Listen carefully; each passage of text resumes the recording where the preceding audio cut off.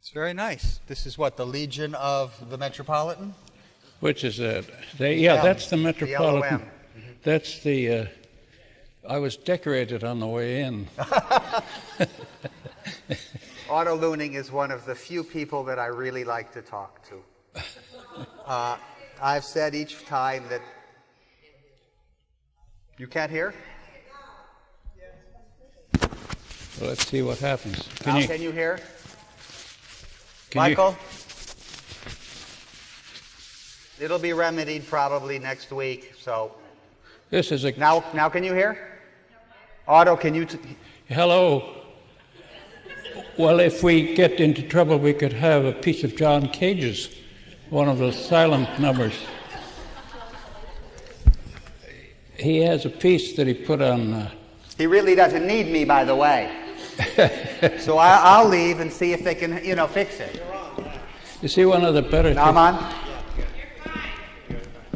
I always thought I was fine, but the assurance is important. I'm very serious. One of the few people that I like to talk to is Otto Luening, and there's good reason. Otto Luening asks about you. Most people just are so self-absorbed, so obsessed with their own little world that they really don't care about anyone else. And that's my first impression of Otto for at least 20 years. I've never had a conversation with him that he didn't ask me how I'm feeling physically, how I'm doing, how my job is. And these are always interspersed with our conversation. And that must be characteristic of most of his relationships, if not all, because Mr. Luening, as I call him, Lord Luening, is a great man.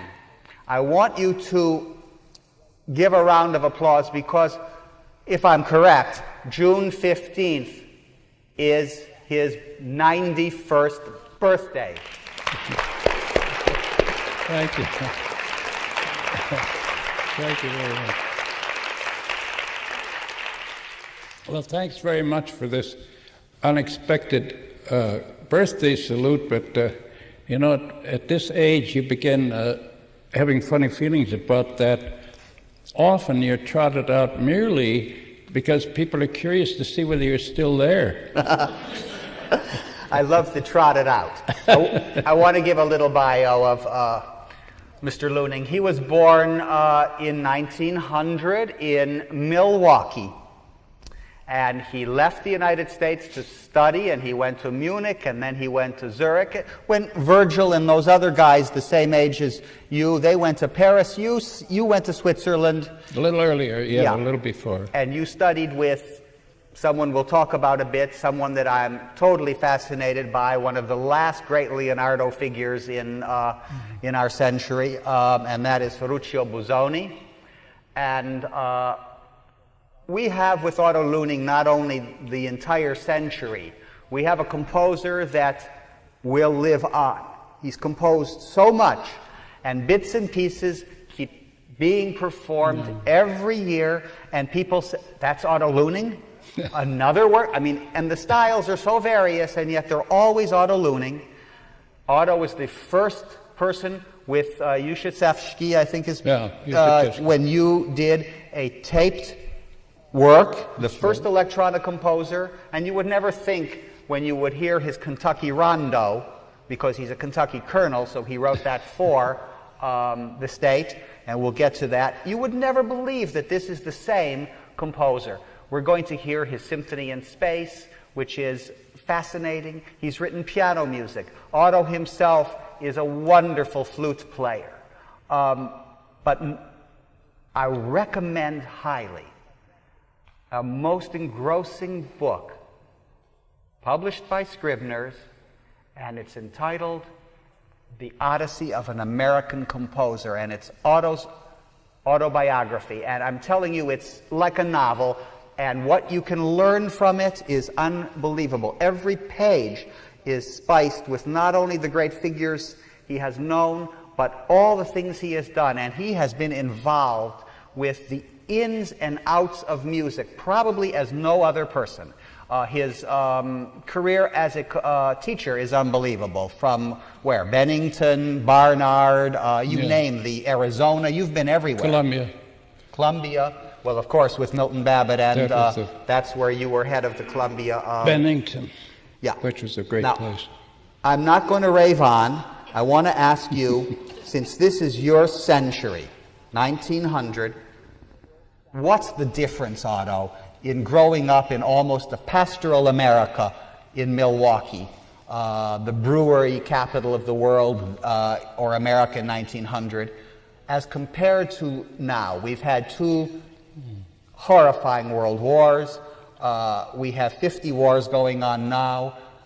Is it a worse world? Is it a better world? I mean... Well, I think your question is very timely, and it affects all of us, and should be addressed much more by all of us than we like to admit. There's been a big change since the 20s when I got the rural part, when I was a kid on the farm. Well, that's gone, because there we lived, we had to do everything ourselves. If you wanted milk, you had to take care of the cows. If you wanted eggs, you had to take care of the chickens by hand. You couldn't get help. My mother we had a family of 7 children. My mother was busy because you didn't have anybody excepting maybe the hired girl who'd help out some. My father happened to be a combination of farmer and musician. He was a very good musician. So he also didn't have much time to waste. So there was a library, and then Father would tell you to do it yourself. You know, you want to know that? Well, there's a dictionary and there's an encyclopedia. You can go and look that up yourself. I have to practice for some concert he's giving. And in a way, that was a very good do-it-yourself introduction. When you hear this story about it, I must say that I was injured when I was quite young, ill. And I had to learn how to recover from illness. And I found recently, from a doctor, a good doctor, that was a blessing, because I had to learn how to cope with everything that came along. You didn't accept hard luck as some terrible blow of fate, but you accepted hard luck as a problem to be solved. You coped with it. And we learned that on the farm, and we went through that whole thing. Now, in the United States in the 20s, when I came back and started acting professionally, was still a cultural colony of Europe.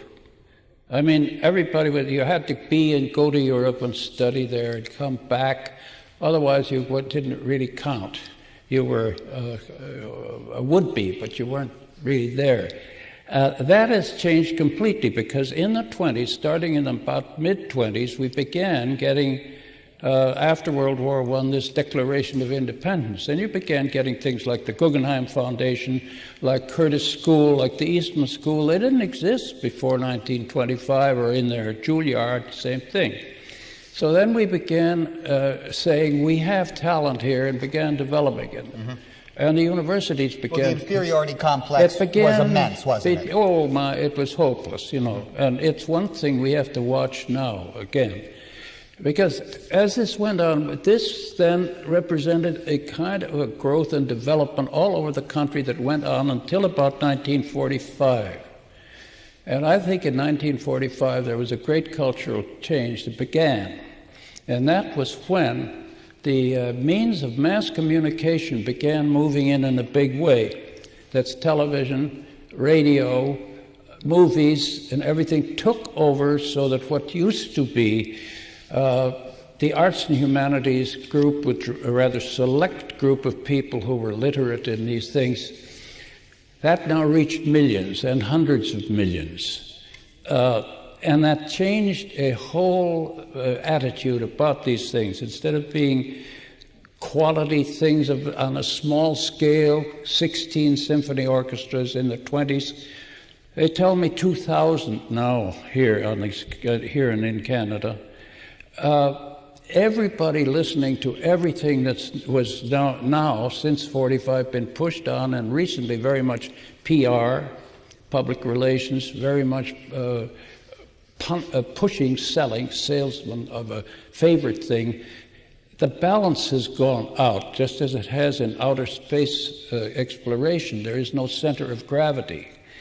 And that is a big difference, because It seems to me, I was saying to some friend today, I don't know, it seems to me that we've all lost a center of gravity, and in return we float around like a bunch of balloons. We each have our own center of gravity, but not much communication, not much cooperation, a lot of competition, not much communication and talking back and forth and finding out what the other person has in mind. That is still in short supply. And we're working at it, and I think that all of us have to do that. We can't do music unless the people, you people who are sitting out there in that audience, you're there because it means something to you. I wrote music only because it meant a great deal to me ever since I was 6 years old, as a way of life. If we believe in that, then we have to say it in our time and support it vigorously, because otherwise it'll be washed down as being a frill again and nothing, which is, of course, a lie, because it's been in society ever since the beginning of our histories. It comes through the primitive to the most sophisticated as a way of life and a means of communication that are, I think, very rare and very important. And those of us who still feel that way have to say it every now and then. Well, I've said plenty, too much. Otto, you never say too much, and whatever you say, I listen carefully because it brings a flood of other ideas. What do you think of all these technological gadgets that you have grown up with? I mean, for instance, when you were 3 years old, Toulouse-Lautrec died, and Cézanne was painting his work. Picasso was just entering his blue period. Ravel was doing his sonatine. The world was very happy creatively, by the way. Yeah. And then Orville, you know, the Wright brothers did their little flight, and everything changed when you were 3 years old. Oh. What about these gadgets? I mean, to me, they're gadgets. Well, it's strange, because I've just been invited to go over to France to the Festival of International Music at Bourges outside of Paris, because of I got involved with electronic acoustic music in the 50s. And now they're wanting to see what in the deuce has happened. Well, now, since the 50s, when we did it, and we'll play a piece of this, one of the very earliest ones, that this has mushroomed because it's a very lucrative business. You now have a whole bunch of new electric instruments, electric keyboards, and all sorts of other things, so that instead of having to run a deficit of $100,000 before you can, the way the symphonies do, before the conductor gets a downbeat, if he hasn't got at least a $100,000 deficit, he's a piker. This is not so anymore with the electric keyboards, because that you can get one of those and sit home and you can do that and make a lot of sounds and everything in that way. Now, of course, they're not going to be necessarily, the arrangement of them will be about the same as would be if you got a fine piano and you played around with that. You have to know how to get it together. But at the moment, we're involved in this whole technological advance with the electric instruments. And we haven't got it too much related to the perception. We've learned how to invent these things by the hundreds, but nobody seems to care about how much of this can you take in. There are limits to what you can hear in this new electronic thing.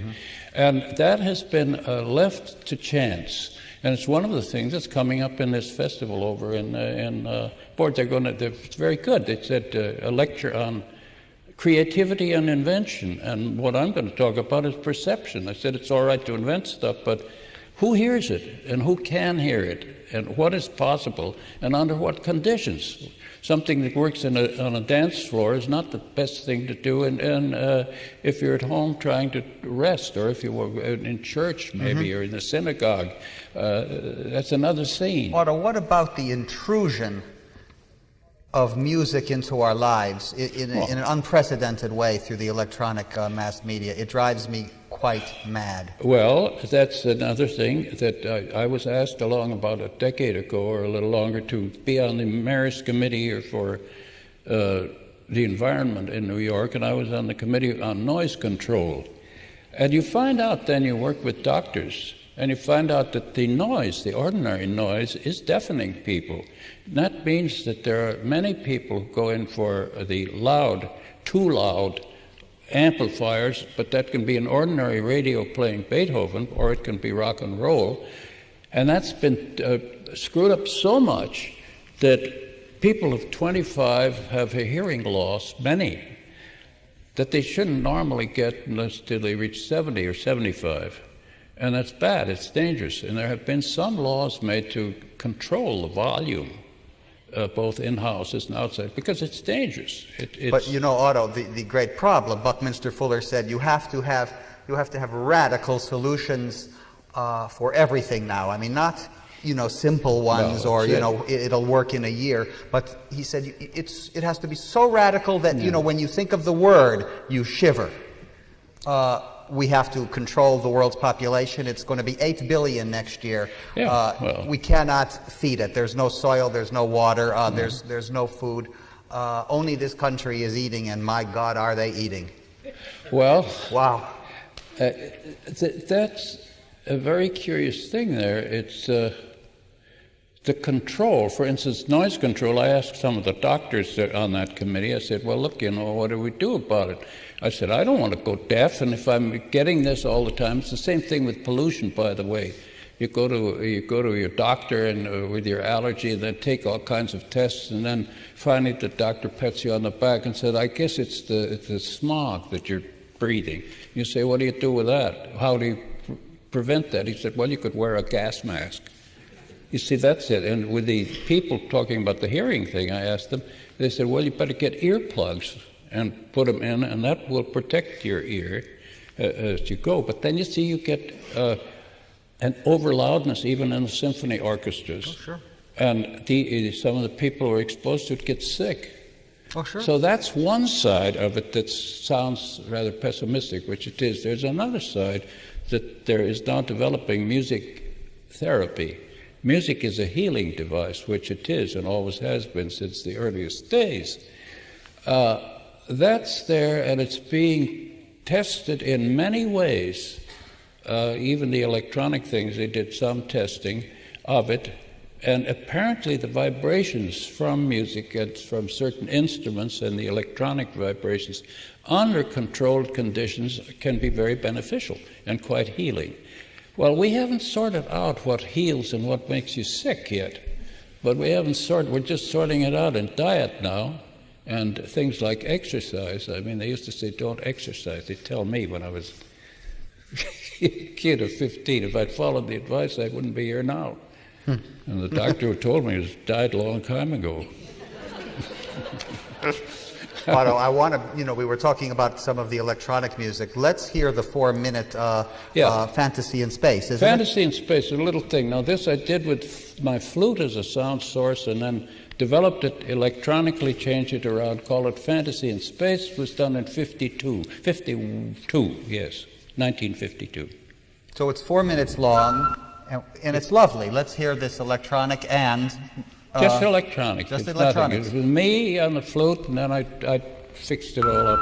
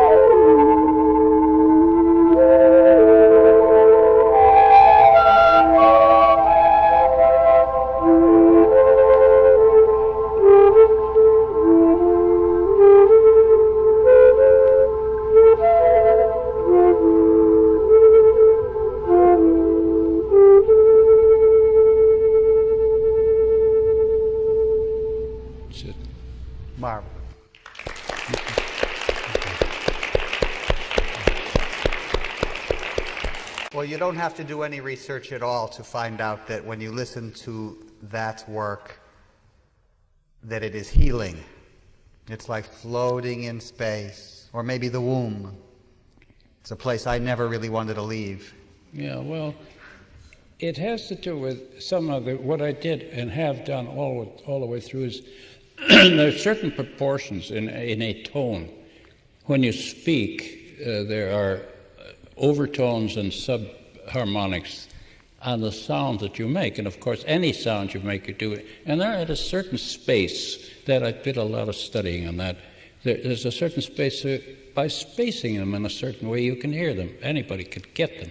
If you squeeze them out of shape, you get it through a shock technique, but it's not the same thing. And I've always felt what I call acoustic harmony. That's your own invention, yes, that's your own phrase. Finding the overtone relationships and emphasizing them so that then within it all kinds of variations and details, but don't have it so out of shape that nobody can follow it. That's perception.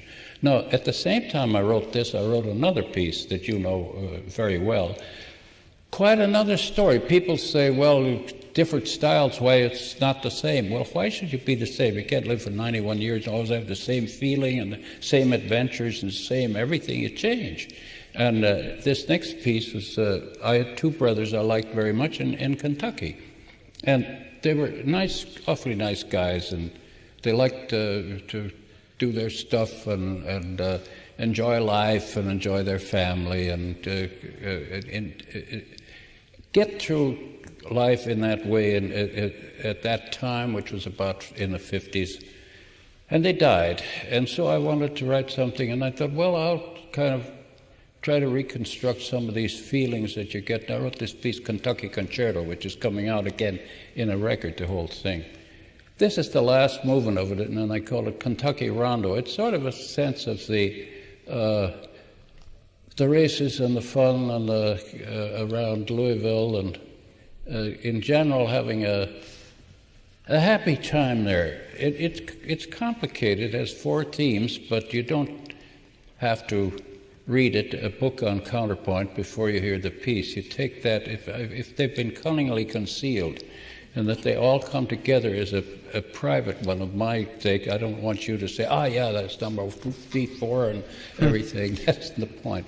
Relax and see if you like it. Otto is a great intellectual, but you know, he knows how to wear his learning lightly.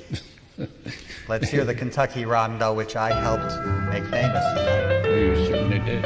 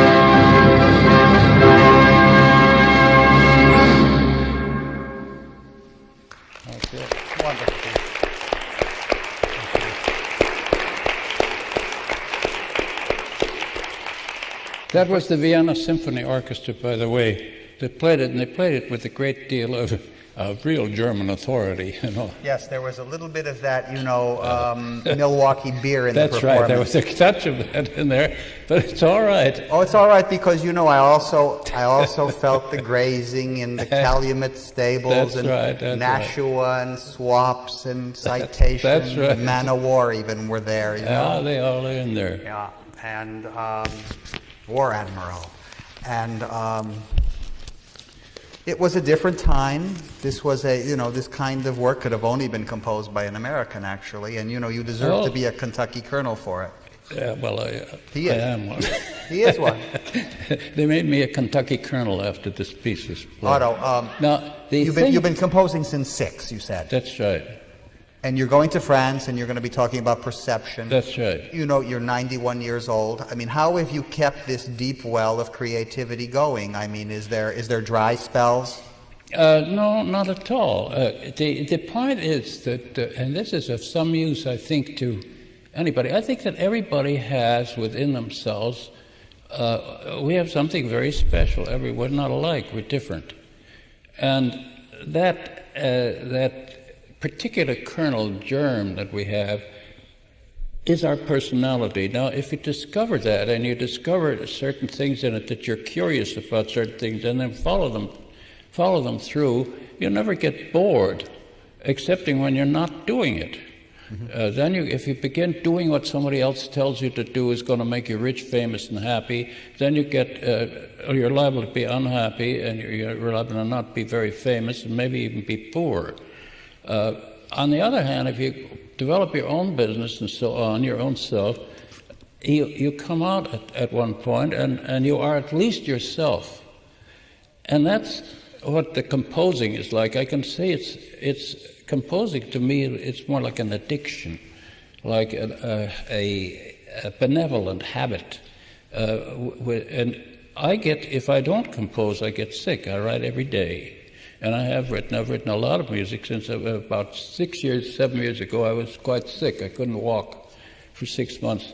And as I lay there, suddenly I had a brilliant thought as I lay in bed. And I said, well, listen, you idiot, you don't compose with your feet. So go ahead and write. And I got a commission to write a piece, chamber music piece, and I wrote it while I was there. And that was a complete change in my personality from that moment on. I realized that the composing of music was, for me, as a very natural thing to do. Now, not to be a great composer, not to be this kind of a composer, not to be successful, but to be a composer. In order to do that, you have to write music every day. Now, as things change for you every day, you're not going to write the same music over and over again, unless you're a real moron. You go on and you begin discovering this. Some of your music is, some people think is vulgar. Other people think it's too esoteric. Other people think it's too romantic. Other people say it isn't romantic enough. So who cares? I mean, the point is that if you're getting this part of this out, all right. Now, that's easy to say. It's hard to get in our society in the United States because we've never quite completely accepted the fact that the arts and humanities are just as important as business or politics or law. We let them come along and we bring them up, and then at a certain point we don't back them up, and we sort of say, well, that's all right for you to do that. Okay. As far as I'm concerned, at my age, I've thought the whole thing over, and I don't care much what other people ought to do about it. But as far as I'm concerned, I say this is a way of life for me, and it's been a wonderful one. It's been a great privilege, but it's a privilege in which one also has responsibilities. You've got to be a decent craftsman, and you have to learn how to do a job, start at the beginning, and by God, get it done until you get a beginning, a middle, and an end. Mm-hmm. That's good advice, I think, for anybody in any job, particularly the young, that the satisfaction that you get out of doing that is the satisfaction you get of being a craftsman. It has nothing to do with age, or it hasn't anything to do with sex or nationality or race or anything else. It has to do with craftsmanship, the ability to get your noodle going here and get it all together. That's the kids like that word. Get it all together so that you can come along and be a very good craftsman. Now, we do that very well in athletics. baseball, in basketball, in football. We like to do that. We're not so good at that in certain other areas, and we're losing ground in the arts and humanities, but we should keep it going there, those of us who believe in it. Now, one of the things that I had a few things here that we don't want to run on too long. But I would suggest now maybe let's try one of the things that I did in just a couple of years ago. I mean, it's when I was 80. Do you want to hear your Symphonic Fantasy number 5? Number 5. It had been played by the American Composers Orchestra just recently, and with Paul Dunkel, who was, when I went to Columbia, a student there, and now is the resident conductor of the orchestra, a very fine musician, and they did this. And I think it'd be interesting to hear what year? Oh, this was about 1986. So very recent work. Yeah, yes. Quite recent. Symphonic Fantasy number 5, Otto Luening.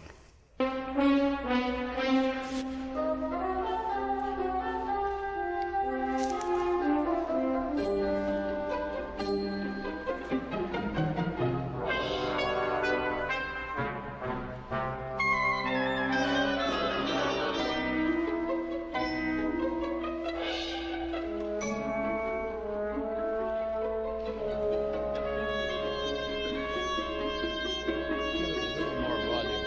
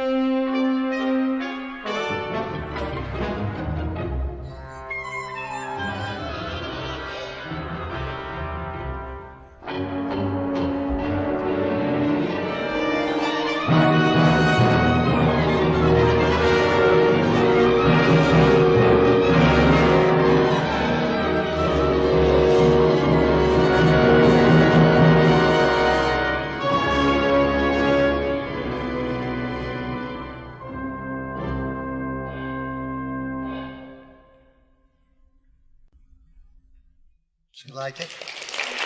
I do. Thank you. Good performance. You said something so interesting, and I said, you like it? Yes, I do. You're undisguised. It's all there. Life is there with you. You're not interested in success and failure or who likes your music. You use it as you're every day. You're working at it. You're a craftsman. What in our society is driving people so they don't even really have many times anything that they're interested in, and yet they want success and money, of course. Success. What is this success thing? Well, I think that the craftsmanship thing is that a lot of our people now, with the shortcuts that advertise and talk, if you just do it this way, you get there. You learn how to play the piano without practicing. Learn how to make $1 million without knowing how to count. Yeah. And all of these things, which I don't have to belabor. And a lot of people do not want to work. A lot of people don't want to work. Because they don't know the great pleasure there is in the working where you're building something, you're making something. In other words, our whole musical life, when I look back at it, which it's strange, of course, you have to be 90 to get that backward view. But when I look back over what it was like between 1920 and 1950, 45, when I noticed this change coming over, all of the time, myself and my colleagues, my friends like Copeland and Cowell and Sessions and who you name them, we were all building something. We were in there because we believed in the arts and humanities, in our aspect of it. We respected the other guy, even if he didn't do the way we did. We respected him because he was doing it, and he was working at it, and he believed in it. And we never took no for an answer, because it just wasn't, no matter how difficult the job was, we'd do it. We did all of these things with nothing. We didn't have any money. We didn't have any things. If we couldn't do it, you learned how to play the instrument yourself and did it. And that was very much in evidence up to about 1950, when the technological thing began getting a hold of things. And this is one of the things that part of the craftsmanship feeling, of the sense of the satisfaction in doing things and building them up little by little, which I think has to begin with the person, with ourselves. I think you have to take a moment to look back and say, well, where did I come from anyhow? The childhood, in my case, the Wisconsin thing, and my mother and father and all that in the background, where the hell did you come from? And then, how did you ever happen to land up where you are here now at 91? You trace the whole thing through, and you get some kind of a perspective about what your character is. And then you begin looking at it, and when you see things that didn't go right, I've gotten to be very anti-guilt feeling. So, okay, that was part of your character development, the fact that it didn't go right. And if you had any sense, you learned from it and then moved on without guilt. And as you get to this thing, you begin seeing certain parts of yourself where you did do things that did come out okay. You wrote the piece. You got through with the piece. You made the garden work. You did do a job on whatever it was that your business is, or teaching. You taught the class as well. The kids learned something, and so on, if you were a teacher. And so on. By seeing that, you begin seeing that you wouldn't be where you are, and I wouldn't be where I am, if it hadn't been that we'd accumulated a certain amount of positive things that become our character. Now, the strange thing about that is that the age thing is, of course, ridiculous, you see, and you have to get through that. At 85, we go off the charts. We go off the life expectancy chart. We have no life expectancy after 85. I'm 91, The guy who wrote the chart is probably dead. So, you have to take that, and when my doctor comes along, has come to me, and he's taken a test, and he said, well, it just worries me. I said, what are you worried about? Well, it's not normal. Well, he said, I said, normal? What's normal? And it gives me something about some textbook that was written back in 1945. He quotes that as being normal. I said, I'm not normal, I'm abnormal, otherwise I wouldn't be 91. With that, the doctor gets funny, and what I'm talking about is the need for this craftsmanship to be definitely seen as a way of life that brings us into a focus within ourselves. Mm-hmm. It's good self-therapy. You said to me about 7, 8 years ago that you felt your memory was not what it was, right. And you said something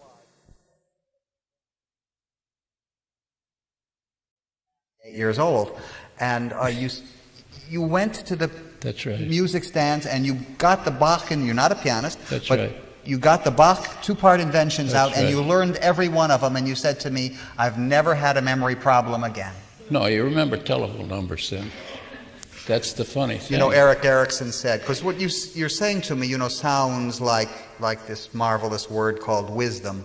Erik Erikson said that only the old can really have wisdom. He says, I don't mean that just because you're old, you're wise, but you have to be able to, live a long life. Do you agree with such a thing? Well, this is another strange thing that's very personal thing that's happened to me. I've been very lucky in my life and very fortunate about how things have gone. You have to have good luck, All the plans are good. But what is that thing called luck? What is that? Well, it's a strange thing now, something that's happened to me since I've been 85 about, that a young generation discover a lot of my music that I've written along the road. I've written about 400 works now, and they find these things, and all of a sudden I'll get some enthusiastic performance. They're awfully good, and they discover a thing and they like it, and they think that's marvelous. Isn't this wonderful piece?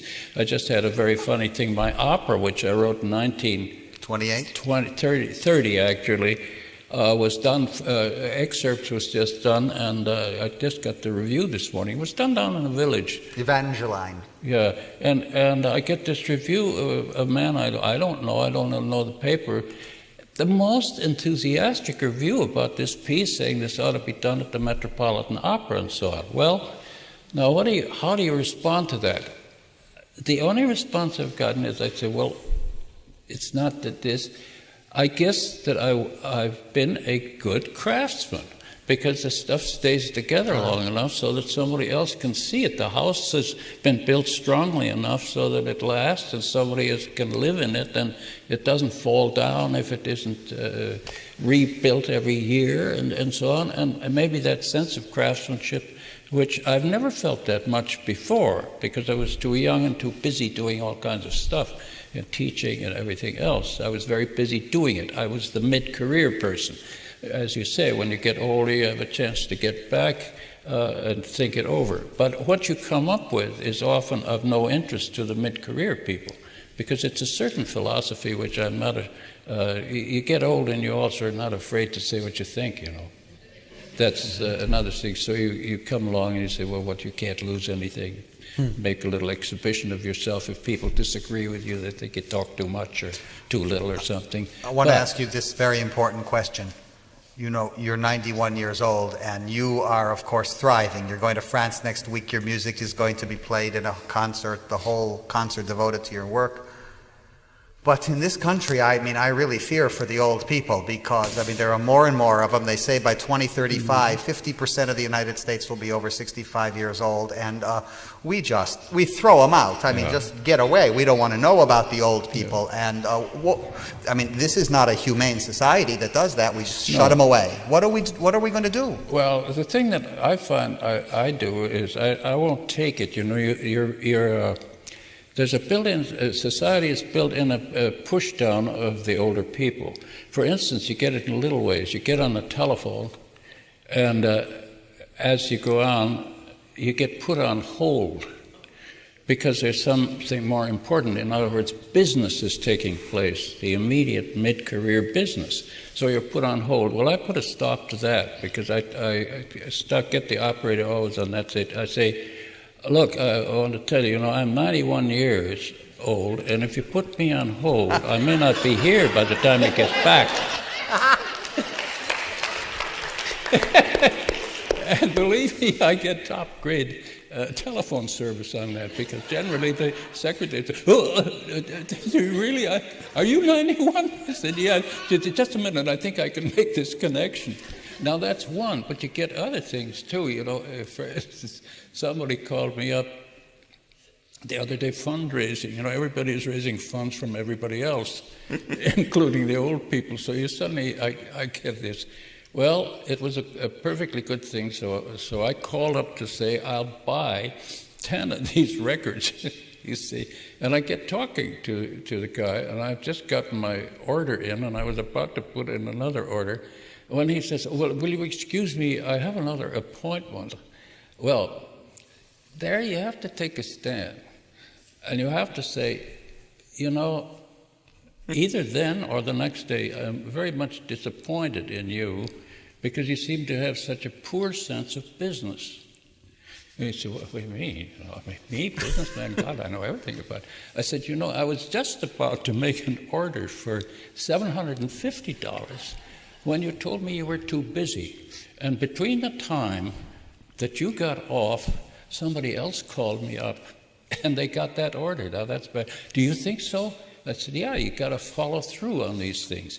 Because they don't, with old people, follow through. They push you aside. As though you're not in mid-career, so therefore you're not. The only difference between being 91 and 51 is in the pacing. You have to pace yourself differently. In that way you coordinate, you synchronize your whole self, your emotions, your muscles, your nerves, and your memories, and your aspirations, your hopes for what you see coming. And you've got to somehow get that, and that moves, it takes a longer time to get that swing. It's a slower, somewhat slower tempo. But it can be perfectly productive. You can get a lot done and get involved in all kinds of stuff, like things like today. Sitting here, I shoot my mouth off. I figure that if it gets awful, either the audience will walk out or somebody will begin whistling. Otto, we're going to, by the way, hear a little piano work of yours before we... oh, that would be nice, yeah. But before we do hear the piano is symbolized by your teacher, Busoni, who was, you know, an awesome character. And one of the great parts of your autobiography, there's a million great parts in the Odyssey of an American Composer, is about your experience with this man. I mean, you're 18 years old, you bring him a string quartet, and somehow, because time is the thing that I'm constantly studying, the psychological and chronological time. And Busoni, the busiest man in the world, takes a weekend, so to speak, and works with you, an 18-year-old boy. I mean, he never met you, basically, and tell me a little bit about this Titan. Well, he was, that's the point. You see, a couple of people, Busoni was one, Joyce was another one, whom I... And you knew Joe, of course. But Busoni, that, I'll never forget that, you know, in the first place, he took this, it was sent to him. I didn't even know, I hadn't known him. Well, I'd known him from in the orchestra, I played in the orchestra, but I sent this score. He spends 2 days on this thing, of his own, studying it, every note. That's my sextet. And then he wrote me a note, and he said, I'd like to go, I looked this over very carefully, and I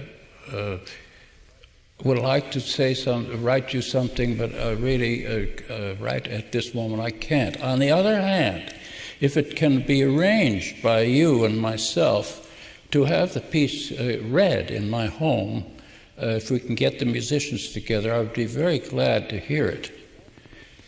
Now, that's up to, can you imagine? I mean, this figure, kid of 18, telling me that he'd get together, get the players to just listen to the thing. But that wasn't the end of it. Then he gets to my counterpoint teacher, and he tells the counterpoint teacher, you know, this kid is, this fellow is... It's a very interesting thing. But he says the editing in that, the details of editing were careless. And he said, you know, if that young fellow doesn't have enough respect for his own work to edit it carefully and precisely, it's a question of how strong his talent really is. That was handed over to me by the counterpoint teacher. And what that did to me was, my God, I became an excellent editor. I still am, very careful. And the point about that was that then when the quartet came and Busoni invited me to come to his house, and he greets me with, "Oh, how do you do, Mr. Luening? Very happy to see you. Will you have a cigar, a glass of a little cognac?" And so on. He treated me like a human being. And who treats an 18-year-old, even who's not a composer, as a human being? That's the point, you see, and I never forgot that, and that's what we should get back in again. Self-respect, which Busoni had, and the reason he had it is because he himself did everything that I've learned to do. He worked every day, in spite of his fame and everything. His idea, he was a servant of music, and he worked in that field every day, and he was never too busy to not have young people around. He never charged anything. Of course, those were different days in Zurich, and he gave everything he could. And then he didn't forget, because that quartet, 5 years after I wrote it, after 19, he and Jarnach got it done in Berlin, and a concert there with all of the people there. That meant so much to me, because I was in Chicago at the time, blowing my neck off in a silent movie theater playing the flute, because in Al Capone's cultural bastion, that's what it was at that time, Capone ran the show, that was the way you made a living. And so you did that, but Busoni didn't forget, and I never forgot. And he still lives on in this connection that we're discussing him. And he died in 1924, and he was only 58 years old. That's the point. Yeah, and so this thread lives on, and in a way, when he says to you, I hope he's a good editor. I mean, he's not, that's the beginning of the craftsmanship that you're talking about now. That's exactly it, you see. He simply says, listen, this boy's got to, a young fellow, young man, he's got to, if he doesn't admit that this work is worth doing it, cleaning it up, then it's a question of how much he believes in himself, is what he was telling me.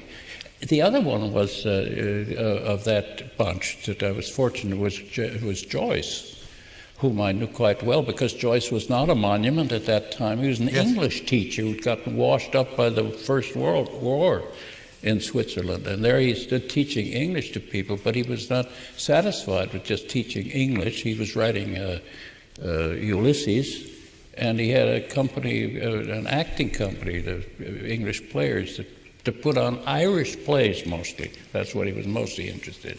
And he ran this show. I was an actor in it. For one whole season, I did 5 different shows and helped along. But the thing about Joyce was there was nothing. He wanted to put on Irish plays. And here's the great Joyce that you read about, everybody salutes. What did he do? He went out measuring the costumes. He did every damn thing that had to be done to get that thing going, including raising money and selling tickets at the box office. And besides that, he would write the synopsis of the thing himself. He coached us all on our diction. I had somewhat of a cross between Wisconsin and Munich, and he had to get me to sound like an Irishman. He'd sit there and he'd go through it with you word by word, and the performance, he'd sit in the prompt box and see that you didn't stumble over the lines that you hadn't learned because you were too damn lazy. And in the spite of it, at that time, he got Ulysses written, and then soon went to Paris and did all of the things that you know about as the monument. Yes. But he wasn't a monument. He was a craftsman when he started, and an imaginative one. And I think that the funny thing is that I think that everybody is that way. I think we all are imaginative people with great potential. All we have to do is to accept it and do it. But how did I lose mine? I don't know. You probably didn't practice. By the way, one of your great works is your piano sonata, the big piano sonata dedicated to the memory of Busoni. Yeah. I want us to hear one of your recent piano pieces. Well, let's do that, Chords at Night. Chords at Night? Now, what I did on this piece, this is a very recent piece, I think I wrote it last year. I wanted to get a lot of very subjective musical thoughts of mine together, but I wanted to do it in such a way that a mixed audience can listen to it and you can hear it. You hear it how you respond to it is your business, not mine. That's great. A lot of people think they have to respond to music in a certain way. Or, Anyway, that's entirely depends on who you are, how you'll respond to this. But the chords at night, the title suggests a little bit of something, and that's about it. And we could hear that. It's about it. But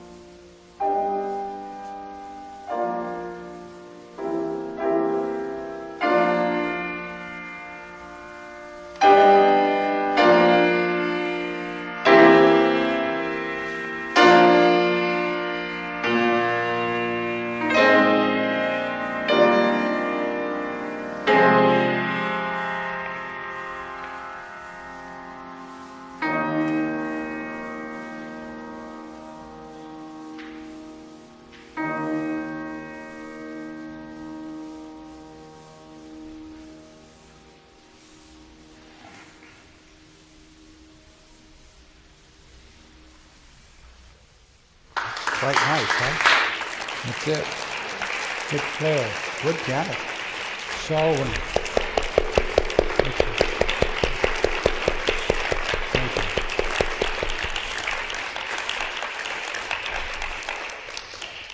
There was a young pianist from Brooklyn named Solwyn.